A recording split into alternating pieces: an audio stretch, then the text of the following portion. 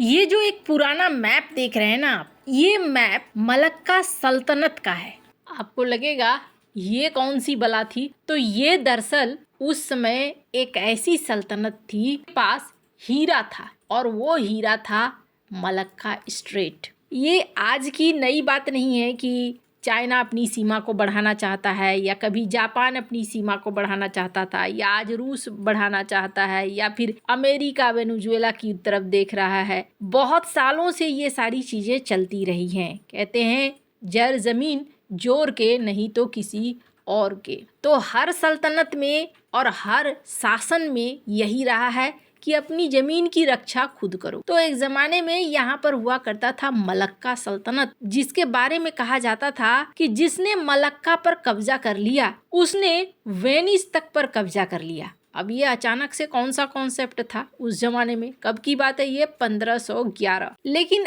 आज से इसका क्या नाता है, क्योंकि भारत ने अब दूसरा बड़ा ऐलान कर दिया है ठीक इसी जगह पर। भारत ऐसा क्या करने जा रहा है जो चाइना को सबसे बड़ा टेंशन देने वाला है। हमेशा की तरह जानने को मिलेगा बहुत कुछ, इसलिए वीडियो को अंत तक जरूर देखें। आपने एक चीज नोटिस किया होगा, साल 2024-2025 में कई सारे चाइना के जो स्पाई शिप हैं वो भारत के कई इलाकों में आ रहे हैं। समंदर के इलाकों में, भारत की सीमा रेखा में तो नहीं घुस रहे हैं और न ही स्पेशल इकोनॉमिक जोन में, लेकिन हिंद महासागर क्षेत्र में बार बार देखे जा रहे हैं। अंडमान के पास भी बार बार देखे जा रहे हैं। उदाहरण के लिए 2025 में सियांग हांग होंग 01 ने अंडमान निकोबार के पास 3 महीने तक लंगर डाले रहा, जहां ऑटोनोमस अंडर वाटर व्हीकल परीक्षण कर रहा था।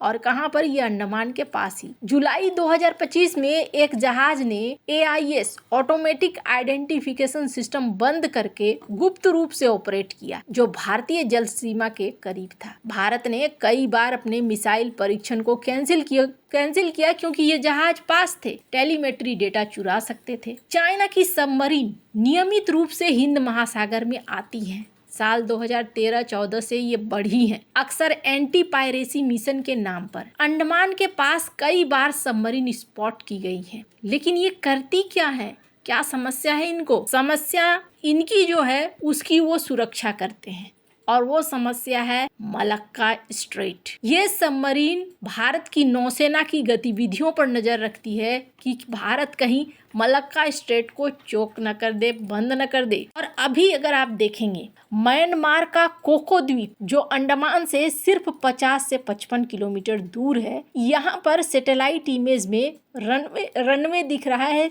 कि रनवे लंबा हुआ है, हैंगर लगे हैं, रडार टावर लगे हैं, कई इमारतें बनी हैं। भारत को संदेह है कि चीन म्यांमार की मदद से यहाँ इंटेलिजेंस बेस बना रहा है जो अंडमान पर नजर रख सकता है। हालांकि कई रिपोर्ट्स कहती हैं कि कोई स्पष्ट चीनी मौजूदगी नहीं है, ये म्यांमार की सेना का अपना अपग्रेड हो सकता है। लेकिन म्यांमार जनता चीन पर निर्भर है, इसलिए ये संदेह बना हुआ है कि हो सकता है चाइना कोको में भी पहुंच गया हो। मलक्का स्ट्रेट से चाइना का 80% तेल आन जान होता है। आपको बता दूं, वैसे तो ये जो इलाका है, ये इलाका जैसा मैंने कहा प्राचीन काल से ही बहुत ही ज्यादा महत्वपूर्ण रहा है। इस इलाके पे पुर्तगालियों ने कब्जा भी कर लिया था। 15 से 11 में पुर्तगाली जहाजों ने मलक्का सल्तनत पर कब्जा किया। सुल्तान भाग गया, शहर को लूट लिया गया, और यूरोपियों की एशिया में ये पहली विजय थी जो इनको हाथ लगी। उस वक्त जैसा मैंने कहा जाता था जो मलक्का पर कब्जा करेगा वो वेनिस की गले में हाथ रखेगा, क्योंकि मलक्का से मसालों का व्यापार इटली के रास्ते यूरोप तक जाता था। उस समय पुर्तगालियों ने मलक्का स्ट्रेट पर कंट्रोल कर लिया। एशिया में स्थानीय व्यापार कमजोर हो गया, यूरोपीय ताकत धीरे धीरे बढ़ने लगी, मलक्का सल्तनत का पतन हुआ, और ये घटना यूरोपीय विस्तारवाद की शुरुआत मानी गई। बाद में डच 1641 में आ गए, उन्होंने मलक्का पर कब्जा किया, और फिर ब्रिटिश आ गए। अब इस बीच आपने एक चीज नोटिस करी होगी, अंडमान को लेकर भारत ने कई नियमों को बदला है। सबसे पहले तो अंडमान मामले में भारत की मदद करने के लिए जापान आ गया है। जापान अंडमान निकोबार द्वीप समूह के विकास में एक्टिव रूप से काम कर रहा है, और इसमें दोनों देशों की कोऑपरेशन एजेंसी मिलकर काम करती है। खास तौर पर बिजली आपूर्ति के लिए और भी कई तरह के प्रोजेक्ट हैं, स्मार्ट आइलैंड डेवलप करने के लिए। पर अब भारत ने एक कड़ा और ऐसा फैसला लिया है जो चाइना के जासूसी जहाजों के लिए मुसीबत साबित हो रही है। भारत ने ग्रेट निकोबार द्वीप पर अपने दूसरे हवाई अड्डे के निर्माण की कार्यवाही शुरू कर दी है। अब ये कहाँ पर बनेगा ये हवाई अड्डा, इस मैप को देखिए। ये हवाई अड्डा गलाथिया बे के पास में बनेगा। इसकी लागत आएगी 8,573 करोड़ रुपए और भारत का सरकारी विभाग इसकी देखरेख करेगा। और ये जो एयरपोर्ट होगा ये डुअल यूज का होगा, यानी नागरिक के साथ साथ नौसेना के विमान, UAV, वायुसेना के लिए भी इस्तेमाल होगा। वर्तमान में ग्रेट निकोबार में कैंपबेल बे में INS बाज नाम का एक नौसैनिक हवाई अड्डा है जो 6 डिग्री शिपिंग चैनल की निगरानी करता है। नया हवाई अड्डा मलक्का स्ट्रेट के करीब होगा। यहाँ हर साल 96,000 से अधिक जहाज गुजरते हैं। वैसे तो ये प्रोजेक्ट ग्रेट निकोबार के बड़े विकास प्लान का हिस्सा है, जिसमें भारत ने इंटरनेशनल कंटेनर ट्रांसशिपमेंट पोर्ट भी शामिल किया है जो सिंगापुर जैसे हब को टक्कर देगा।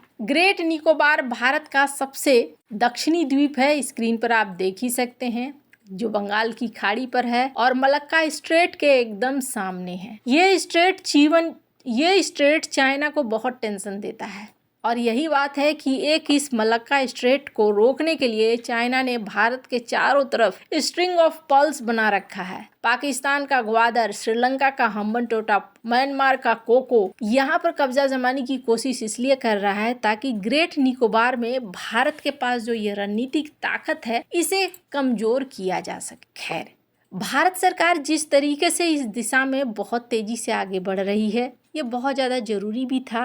कल किसी ने नहीं देखा है, लेकिन अपनी ताकत को लगातार बढ़ाना बहुत ज़्यादा जरूरी है। इस तरीके के रणनीतिक द्वीप या हवाई अड्डे, नौसैनिक अड्डे बनाने का इतिहास भी पुराना है। शीत युद्ध के दशक में ही अमेरिका ने हिंद महासागर में जब देखा कि सोवियत संघ की ताकत बहुत ज़्यादा बढ़ रही है तो उन्होंने डिएगो गार्सिया द्वीप पर अपना सैन्य अड्डा बनाया। ये ब्रिटिश इंडियन ओशियन टेरिटरी का हिस्सा है। ब्रिटेन और अमेरिका के समझौते से ये अड्डा बना, जहां से लंबी दूरी के बॉम्बर विमान, पनडुब्बियां और भी निगरानी की सुविधाएं चलती है। ये अड्डा मध्य हिंद महासागर में है, स्क्रीन पर देख सकते हैं आप। ये है डिएगो गार्सिया।